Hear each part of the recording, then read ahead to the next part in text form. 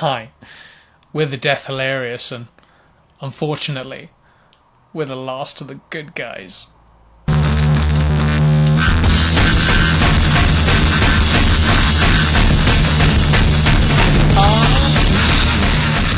We're live! Do it live! Fucking thing sucks! Fucking thing sucks! Well, do it live! Fuck it! Fucking thing sucks! What does that mean, to play us out? To play us. I don't know what that means, to play us out. What does that mean? And that is a... Again. Fine. Fuck it. We'll do it live. Do it live! Do it live! Dear old Bill. Dear old Only Bill. looking out for the folks. That's true. He was. So, Last of the Good Guys. Yeah. Episode 5. Who'd have thought we would have made it this far? Well, I mean, for the 4 or 5 people who've been listening to it, I'm glad we've continued. Yeah. Because I've had numerous messages from distant cousins saying, "Why didn't you come to Nan's birthday party?" Nothing to do with the podcast. Nothing to do with the podcast at all. Yeah. No, I think I've got a few genuine messages though, haven't we? From Yes. people saying, enjoying the podcast. No, I haven't got any gigs for you. Yeah. We've been on the Wales and South West scene now for about 8 years, and Comedy scene. comedy. Because Worth pointing out. come on, we already know the mantra by this point. I'm straight. He could be. It could be. He could be. We don't know. But it's not easy asking people for gigs. We've had one recently. We've been trying to get on a gig. It's not a million miles away from where we are now. Sure, if you take some of the details we're about to divulge. Yeah, it doesn't matter because it's a fact, and Yeah. we've messaged We this resent person for gig. We've never done this gig before, but we want to get on it mainly because it's well paid, not because Yes. it's prestigious or anything. The lineups are atrocious. It's pretty rough, and I sent I saw the person who runs it had done a a call out for headliners just before Christmas, so I put an email address. And I asked for gigs for this person last year, and they said we haven't got anything, we're fully booked. And I saw that they weren't, and they were asking people. So I sent an email before Christmas, didn't get a reply. Not the most abnormal thing in the world, No, which is fair enough. You can't reply to everybody. Often. Then Darren messaged the same person about a week ago. Yeah, similarly very and polite. but they did reply because it was on social media. Tried a few kisses at the end. Yeah, and they said, "Oh no, I'm fully booked this year, but I'll keep you in mind." And then the same person then is on one of the comedy forums that kind of for the Hi for guys, Wales desperate and for acts for this night. Desperate for an No act. headliners have come no, forward. No headliners will come forward. None in Wales. None of any worth, anyway. I mean, I think he probably thinks we're going to scare his audience. Yeah, maybe. Or He's just we gonna give him one of the best shows he's ever had in his life. Well, that would be a fact, but you know, let's just say that. We have done working men's Yeah, we clubs have. in deepest, darkest South Wales. Tonnereval, Merthyr. We've been at Merthyr Way, Pontypridd. Some real, top quality shitholes, and done really well. Yeah. And I think the at the beginning, they look at us dressed the way not too dissimilar to what we're dressed like now, and they kind of look frightened and angry and aggressive, like we are an assault to everything they believe in. Mm-hmm. And then they'd be partially correct. And then we go on stage and they love it. They go, this is just silly. It's just silly, and I think there's people have got an appetite for silliness. I mean, that's why you explain the successes of people like Vic and Bob. How would you explain that? Why they get huge following, and that's not just from people like us, comedy fans, but you get it from people like my mother and father. Absolutely, absolutely loving it. So some of the thickest people around. But basically, don't fucking turn your nose up at us. Because I don't want we're better than your night, and actually, I'll be honest, I don't want to fucking do comedy club, but what I would like is the fucking 200 quid for half an hour's work in Cardiff. Yeah. Please. Yeah. We start by watching some stuff? Yeah, I think so. You need to start putting these up as transvestite and husband react to hilarious whatever. Deputy head teacher forced to listen to punk music. They started uploading. That's what you look. They started uploading clips of one of my favourite TV shows, Sharp, to YouTube under an official account now. But they're starting to do it in a really sort of. Oh, is it got very clickbaity? Oh, titles? I know, and I never thought those worlds would collide. Yeah. 90s drama about the Napoleonic Wars. you know, Sharp wounded and left for dead? Question mark. It's like, well, probably no. I mean, obviously you can see there's other episodes. Yeah. My favourite one. There's another one again. Sharp does what with his bayonet? Yeah, Sharp kills who? No, one of the. Some of them are just obviously because a lot of clickbait is meant to sort of tap into your most backwards, childish emotions. Well, it is, isn't it? Yeah, well, it's meant to trigger that dopamine hit that's usually linked with something usually quite popular, or something voyeuristic. So you just want to look at it like there's some really good ones. There's one that was like the last family photograph of Sean Connery will break your heart.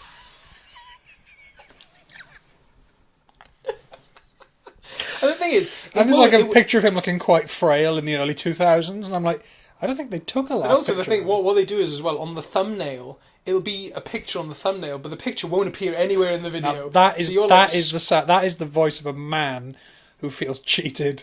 I feel exactly. Like I want to know what Courtney Cox looks like now and how old she looks. There was one. That's what it always Courtney Cox used the Friends cast. It's like, you never guess what, the cast of Friends are getting older. Or the worst clickbait is the stuff that is so patronising and has such low expectations of its audience that it goes, Rachel from Friends looks like now, and it's like. Everyone knows her name's Jennifer Aniston. Like, this idea there's some like slob bloke in his like suicide hotel with his hoodie on, and he's just finished his like pizza from last night, and he's just going, "Oh yeah, Rachel from Friends, yeah." Like he would never have even bothered to look at the cast list. Oh yeah, you don't wait. They don't wait until the credits. They don't know who those people are. No, they have no idea. Yeah, yeah. But another one. But that one with Courtney Cox. Sharp dating Rachel from Friends. Huh? Sharp. What Sharp does to Phoebe from Friends will break your heart.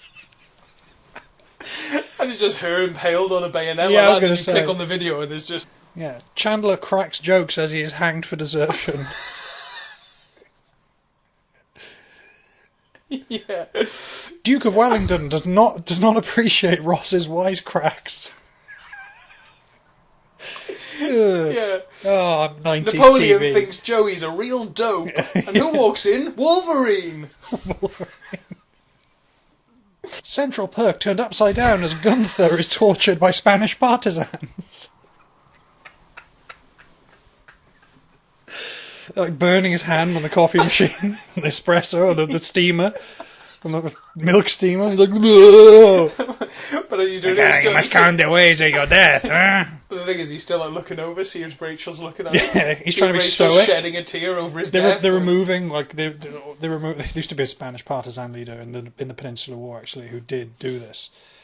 And used to, like, they'll know that. Capture a French guys who love this. You're preaching the he used to, like, remove, if you get a French spy, he would like just remove one of their ribs one at a time until they told him what they wanted to know. Oh God, it was pretty grim.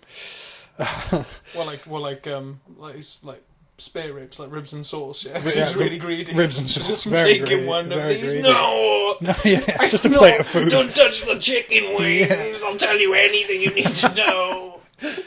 Leave the garlic dip, please. Oh Christ! There was there's another bit of clickbait that always fucking baffles me. And do you know what? I click on it even though I know that me too. It's rubbish. It always works. Well, you're saying the Courtney Cox thing. Yeah. She used on social media. She used like an aging app for fun. Oh yeah. And people just screenshot that, and they just use it, and people are like just idiots. Yeah. And I include myself in this. You just go, yeah, she probably does look like shit now. She doesn't look like what I remember. Yeah, she doesn't look like she did in 1994. I'm like, well, of course she wouldn't. Yeah. Do you? Do you look like you did in 1994? Neither do I. You won't believe what I look like now. You won't believe what I look like now. Just sits in Just someone looking in the mirror. You never believe what I look like now. Yeah, just like it's like doing their own live Their own click. to the children. Your mammy was gorgeous in 1991. You never believe what she looks like now. God. Yeah. No, but the one I keep clicking on is Susan Boyle is so skinny and beautiful. You won't believe what she looks like now. And I know for a fact, 'cause I saw her on a TV show recently, that she looks kind of the same. Just a little bit more kind of... Well, obviously, basically, she can afford a nice hairdresser now now or whatever. And they've taken a picture of, like, say, Colleen Nolan or something like that. Someone totally different. Oh, and it's just out of... And it's just out of focus and blurry. Yeah, and you think it's coming her? Out of the house, you go, oh my god, that's Susan Boyle. Bloody hell, she looks completely different. The one I don't really understand is people go to 10 childhood stars you won't believe are now working full-time jobs. It's like, well, what? Like, why is that a bad thing? You know, you got to fucking make ends meet. I've got a lot of respect for someone who just goes, you know what? I'm not making as much money as I used to. I want to still afford a decent life. Yeah, I'm not above going out and I don't want to being an Amazon delivery driver. I don't want to turn into what's his name from On the Buses. Oh fucking hell, God, that's so dark. Yeah, this is almost not funny. Oh God, no, that isn't. It isn't. What is his name? So sad. He played the what my friend in work referred to as the Randy bus conductor. Yeah. Anyone over like 45. Might want to. Yeah, anyone. We'll be really interested. Anyone under 30 might want to switch this off for about 5 minutes. Yeah. Bob Grant. So Bob. I'll put a picture up of Bob Grant. Do you know what? God bless his heart. We're not making fun of him, but it's a very. You got to giggle with like gallows humour like we do, but it's so. I think the only reason why it's funny is because on the bus, it's to do with On the Buses was his career peak. Do you know what I mean? So and there's something quite funny. And he was like such a thesp as well. Yeah, and basically On the Buses, which was obviously huge at the time. Yeah. Very, very, massively popular in Britain, and then it went away, and then he couldn't get any gigs. But he had bipolar disorder. Yes, he was very. Do you know what? Not happy man. No, and he just disappeared for a few days, didn't he? Like he just went to Ireland. That's what I remember. Yeah, he did disappear. Yeah, because his career was going really considered badly. topping himself. Yeah, and then he came back, and they were like, "What happened to you?" And there's this interview, and then he breaks down in the interview, and he starts crying, and he smiles. He tries to put on a brave face. He said, "Oh." He goes, no, don't worry. Friends really come through for me now, and I've got some work now. I'm doing some work at the repertory theatre, some regional repertory theatre, and he's going. It's all, and it's all doing very. I'm doing much better now, thank you. And then he topped himself But it's very sad. But what point being is actually not what you said. So, if anything, you're kind of shitting on Bob Grant's grave, really. Which is that he obviously thought he was too good to go and work in a supermarket. Yeah, and actually, I think... So, fuck you, Bob Grant. I think fuck him, do you know what I mean? And he should have got a job as a bus conductor. That's what he should have done. That would have been perfect. That would have been great. That wouldn't have cost him much. He could have bought his own bus. He'd got publicity. Right? He could have painted the side on the buses, right? Yep. Bob Grant on the buses. And he could have just driven at his wife, because, I'm sure they were both probably quite hard up for cash, unless she worked. But maybe she could have driven the bus, dressed as one of the female characters from On the Buses. I don't know her that well. But then... Olive oil. Olive oil. She could have dressed up. She could just dressed up as Olive Oil, so that people could go, oh, I know her as well. Just characters. And he could have got his kids could have dressed up as Smurfs. Yeah. Or maybe one of couple of the Seven Dwarves. They got this happy and sleazy, and it's Jack from On the Buses. It's Olive Oil driving. Everything's gonna be okay. And then he drives it off a cliff because he's got bipolar disorder, and no amount of money was ever going to make him happy. But anyway. we really turned this bus 180 morally there, didn't we? God. We said we're not going to take the piss out Bob Grant, and then we But God, honestly, if his family are watching, we are so sorry. But the arts are difficult. No, it is difficult, I guess, because obviously, oh God, I don't know. Yeah, let's not get into. We're just going to get really sad. Get really sad and upsetting. No, it's fine because we've got this podcast now, and friends have really come through for us, and they said they're going to put us on the bills in Cardiff, and it's £200 in our pockets, and they'll put a roof over our heads for another couple of months. So it's all right. I lost my self-respect. No, okay. Yes, we lost it for a while, but now we're back, aren't we, Glenn? We're back. We're feeling really good, and yeah, let's just take the car out for a bit, eh? Yeah.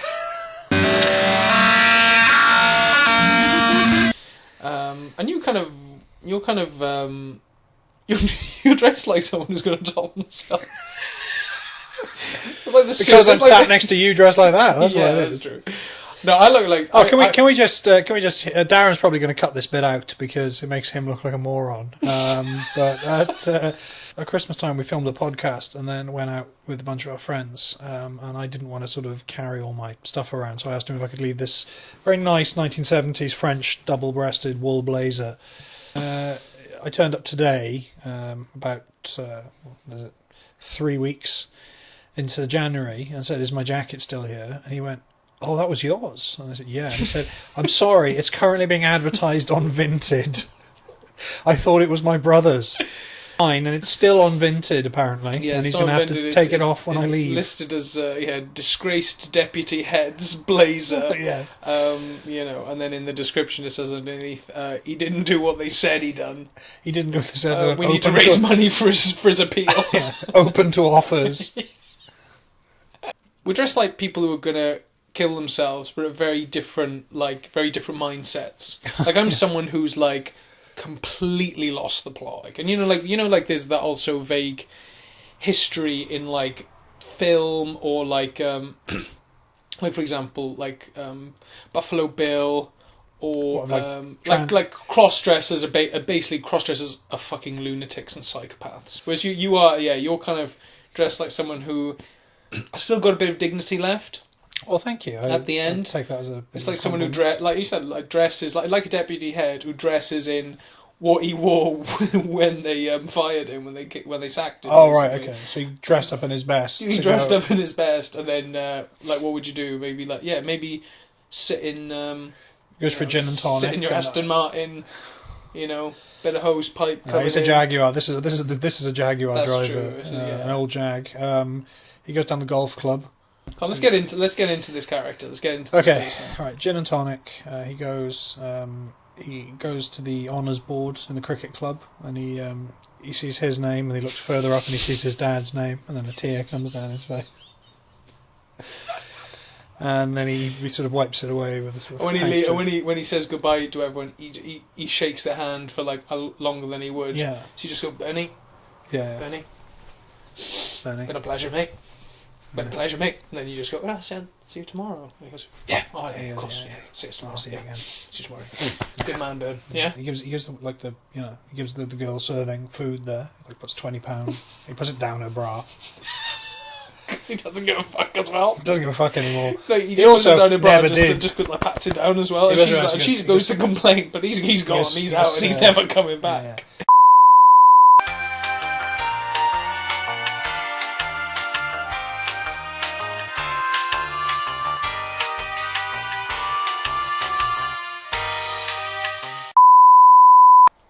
So for you diehard fans watching at home, hopefully the lithium hasn't kicked in yet, but you will remember from 2 episodes ago, Glenn told a story about eating all the burgers at the Burger King. But I've just posted that clip up. It's been liked by 3 people: my mother, Glenn's mother, and Glenn's brother. So podcast is going real well. But also your mum has written underneath. You were talking about WizKid. Oh yeah. And she said he was called VizKid, not WizKid. Oh really? So how do you respond to that? Oh well, I that's misinformation. We could get this. We could have get that epised ripped off YouTube. It's really like something with like COVID conspiracy theory. I also compared him to looking like a poster boy for the Hitler Youth as well. You were trying to protect the Burger King machine. I was. I owe it a lot. I owe it a lot. Yeah, that's true. You're a plenipotentiary, basically, for the Burger King. Plenipotentiary, that's a word you don't hear often enough. I think it's just slightly important disappointed that my you- mother watched that because I think she will. She doesn't come off well in it. Maybe that's why she's trying to correct you. She's trying to get her own back. Well, on I you. got my brother's 30th meal tomorrow for his birthday, so yeah. that's going to be frosty. Again, another story of me being a fat pig is a lot shorter. When we were about 16, 17, we used to go down the sand dunes in Swansea Bay. Now they're all flats there now, so we couldn't go down there now. But they used to like. Do you think they were blancmanges and you were just trying to eat them, trying to eat the dunes? You thought it was You thought it was Biscoff? Yeah, pretty much. I thought the reeds were like licorice laces. That was like fucking. Like Augustus Gloop walking around. What were you going to say? Augustus You Gloop? just watched Willy Wonka's Chocolate Factory. You thought everything was food. Yeah. I was running around the sand dunes eating dog shit, thinking it was chocolate, going, in a world of pure imagination. Dog shit! Come with me, you will take it a bite of an old man's arm. The world of pure imagination. Ah! Taking a baby out of a pram, thinking it's like a jelly baby, and like fucking ripping its ear off. I eat the head first. I eat the head first. If you want to view paradise, simply look around and view it. There he is, just like a laser sight. Anything you want to do it. Blood coming out your mouth going, I love strawberry sauce. What is change the world? There's nothing to it. It's a good song. I like that song. Oh, that was good. That was funny. That was very funny. If you want to view paradise, Chewing your own lip, thinking it's a sausage. Yeah. Oh, over-egging the pudding now, pun intended. Okay. But the end of this was that I used to always wonder why I was overweight, and then at the time I didn't notice it, and none of my friends told me either. But what everyone else was like trying to sort of, finger girls our own age down the sand dunes. I remember I would buy this outrageous banana split from the cake section in Tesco, and I'd sit there eating it in the sand dunes. Yeah. So it's not a million miles away from what we just said. That's true. Yeah. And I was like, why didn't the girls like me, with my extra large shirt on, eating a banana split with sand in it? Joggers on with the drawstring taken out. And it's still cutting into your flesh. I mean, I was a fat lad as well. Honestly, So joggers, I know the struggle. drawstring joggers give me panic attacks. Yeah. Genuinely. Yeah. No, I think one of the most brutal bits of bullying I ever saw, and I think it was brutal because the person being bullied didn't realise they were being bullied. Oh, yeah, that is... I mean, but then again, it's like if a tree falls in the forest and no one's Well, around to hear. this is it. If someone's being bullied and they have no idea they're being bullied, does it matter? is it bullying? He wasn't like the nicest guy in the world. He was a bit older than me, but I was sort of out of this badly dressed joggers phase by this point. Okay. He was in the upper six, I was in the lower six. Yeah. And Thank God you got out of that dressing poorly phase. Anyway, carry on. he was wearing you know what I mean. There's sort of those grey cotton joggers with the drawstring. Yeah. Slazenger trainers. I don't know. I think we had to wear shoes in school. So it was a Catholic school. Right, You didn't get away with much. But he was wearing these joggers, and this guy, one of these rugby guys, who was in my year. He walked past him and he just, oh God, it's so savage. It sort of startles me even now. He goes, got all these hot girls with him as well. Oh. And he just walks past him and he goes, Jesus Christ. He goes, hey mate. He does this to him. He goes, hey, where'd you get these? They're nice. Where'd you get these from? And he goes, I got them from Go Signing Market. And he goes, oh, nice. I may have to get myself a pair. And just walked off. I mean... Oh, that was it? But it was so obvious. It was so underhand. And with all the girls tittering behind him. And, oh my God, yeah. But he had no idea that this was...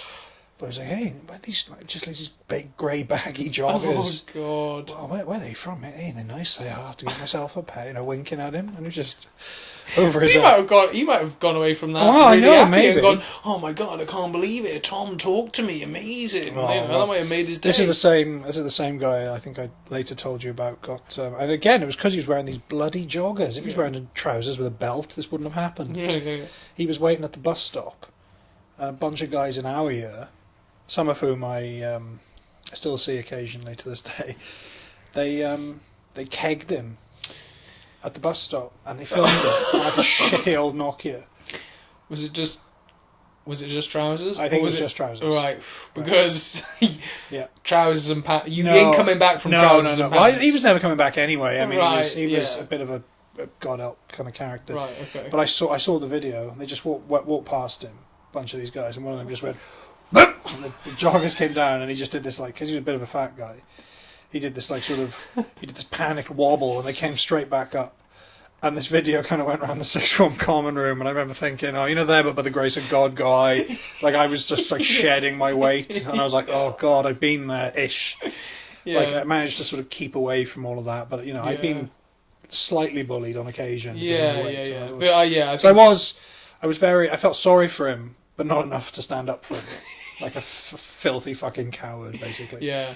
But then it got worse because he like immediately rang his father, who was not emotionally stable, and he came in, and he was all the guys who'd done it were outside Mr. Meredith's office, who was the head of sixth form, and one of my friends kind of went up to the door and listened. And he said inside was this guy who'd been kegged and his father. And the father... Trousers both around their ankles. Oh, not funny when it's a grown man, is it? Worse than this. He was like...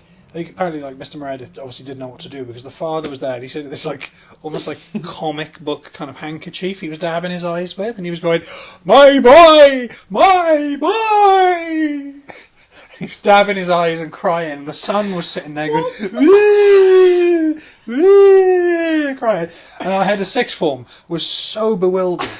He was so nonplussed about what was going on that he came out, and the 3 or 4 guys who were sitting on the chairs outside his office, who were the perpetrators, normally he would have said something. You'd be pissing yourself. You'd be like just biting your hand and going, "Oh Yeah, my god, but this kegging has given me so much more than I expected." But they were all like really, because the father crying. I guess that's to be quite disturbing. Well, I think it spooked the lot of them. Why is the dad crying? I know, yeah. And he was threatening like to get his lawyer up there, as if this like working class dad. He's like seen too many films. He's like, "I'm gonna get my lawyer here." I was like, "You've not got a lawyer. You live in a council house in Lucker." You know what I mean? Like, what are you talking about? And then Mr. Meredith, who was completely bewildered by this, he just comes out like exasperated, and he's like, and he goes, "Let me tell you something, boys. All right?" He goes, "There's an 18-year-old boy in there, and his father in tears. You think that's funny? You think that's funny, you? Is that not?" It sounds like he was about to start crying as well. Honestly, he was not. It apparently was. Like, and all the boys were like really like, they were just like. And the teacher was just sheer frustration. He kegs one of the boys, and then one of the boys kegs the teacher, and it's just fucking chaos. It's a chain reaction like all the way to town hall. Someone's chasing the Queen around Balmoral. The fucking knickers round her ankles. Yeah. It all started in Swansea. Wow. There's this guy, and again, the link is here. This guy was bullied. Anyway, so he was in primary school, and he told. So apparently, his mother was quite big, right? His mother was this big woman. Right. She used to wear these big floral dresses, right? Okay. She was large. So he one day came into school and told everyone that his mother was pregnant. Okay, his mother was having a baby. Right. Okay. So they were like, "Oh, that's wonderful. That's great news." Let's give him a different name. Like that's great news, Sean. That's amazing. Yeah. All right, you know what? Congratulations, right, everyone. We're going to take the afternoon off. We're going to all write cards for Sean's mother because she's pregnant. Congratulations cards. Oh my God. Teacher collects them all at the end of the day. And then when his mum came to pick him up, apparently the teacher just went up to her with all these cards and says, "Congratulations." And she's like, "What? What are you talking about?" God. Everyone in the school was in the gym hall, and apparently the head teacher came in after finding out about this. Just came in, pointed at this kid, and just went, "Sean!" like that. It's something from like something from Matilda. Dennis. yeah. Bruce Bogtrotter. like that, and just screamed at him across the room and like frog marched him to his office. And...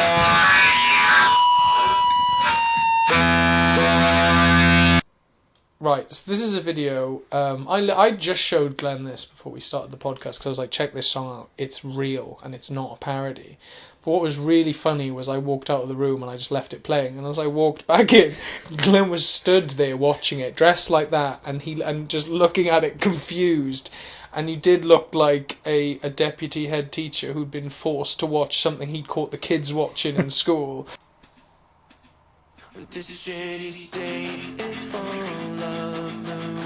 So imagine you've got a child, a daughter, and she grows up and she's a teenager, and one day she knocks at the door and she's with this man. Well, I'd immediately assume that she's tried heroin at some point. Yeah. I would say to him... Well, first off, I'd do that fucking other thing up on his dungarees. Anyway, I think even anyone who wears dungarees who's over 9, I think should be beheaded by the state. Yeah, I think... And I mean, that's not a popular view. I know. I swear to God I'm gonna get out of here someday. 'Cause if I can't, I'll fucking end it. Right, so he's gonna fucking end it. So this song is... I mean, there's a theme running through this podcast. Suicide. And this song is promoting suicide. So God forbid if Bob Grant had ever... Was this the last song? The last song Bob Grant played before he was found. Can you imagine writing that as a comment on this video and how little sense that would make to anybody who would watch this? And people Some girl with like pink hair and antidepressants. People going, who's this? Oregon. All I can find is this guy. And you're going, yeah, that's him. That's him. This old guy with crooked teeth and the sad eyes. And you're going, yeah. That's him. And you go, thank God he didn't live to hear this song, otherwise he would have killed himself. People go, what? If he'd have not killed himself and lived to hear this song, he would have killed himself. Can I say? Okay, I think we should. When this finishes, we should definitely write this as a comment. Okay, yeah, we're gonna write this. And see if anything comes of it. Yeah, just go. Yeah, so if Bob Grant had lived, if Bob Grant had not Star of On the Bus is Bob Grant. If Star of On the Bus is Bob Grant had not killed himself. I'm glad Bob Grant from On the Bus has killed himself, because I would have hated for him to have listened to this song and then killed himself.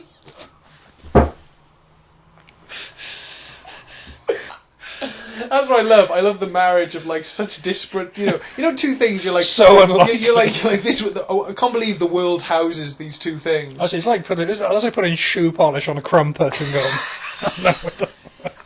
It's so unlikely.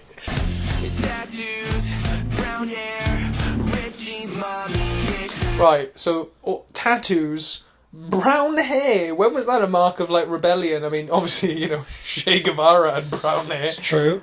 It's been a long time since I've seen anyone go. Look at someone who's got ripped jeans. Someone dressed like you, going like.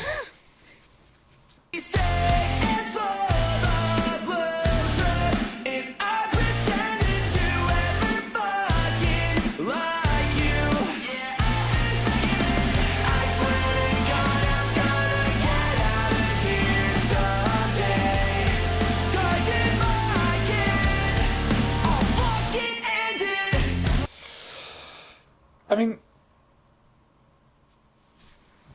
yeah.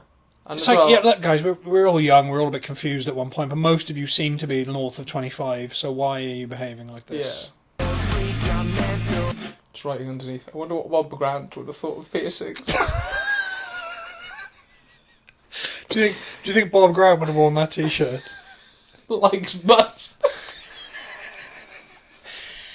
So Bob, we understand obviously it's been a very tough time for you, but we heard some rumours that you like butt stuff. Is that true? Yes, that is true. I've been very... I've heard some rumours very about hard it. since Totally On the Bus has ended.